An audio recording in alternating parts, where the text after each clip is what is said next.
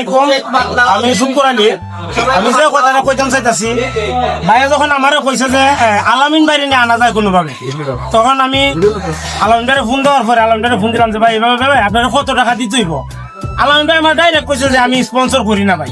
আমি বললাম ভাই ভাই উনি আশা করে কইছে, তখন দেখেন না কোনোভাবে নি কিছু করা যায়। তখন আলামিন ভাই কইছে একটা শর্ত আছে, যদি উনি মানে তাইলে আমি আসবো। আমি বললাম ভাই কিতা কই।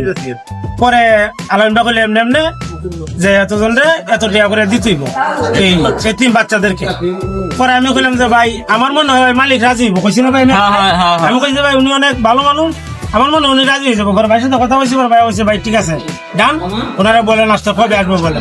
তা আমার এই জিনিসটা ভালো লাগছে। আপনি আলামিন ভাই কিন্তু 80,000 টাকা আলামিন ভাই নিয়ে যাইতে পারতো, এই টাকাটা মোহাম্মদ সিং নিয়ে যাইতে পারতো আলামিন ভাই, কিন্তু না, আলামিন ভাই এই টাকাটা আমাদের হবিগঞ্জের গরিব এতিম ছেলেদের মধ্যে বিতরণ করে দিয়ে গেছে। এই জিনিসটা আমার খুবই ভালো লাগছে। তো সবাই দোয়া করবেন আলামিন ভাইয়ের জন্য এবং আল খলিফার মালিকের জন্য। উনি অনেক বড় মনের মানুষ, আমি এর আগে আপনারা দেখছেন আমি ওনার নিয়ে অনেক ভিডিও বানাইছি। তো সবাই ভাইয়ের জন্য দোয়া করবেন। ধন্যবাদ সবাই, আসসালামু আলাইকুম।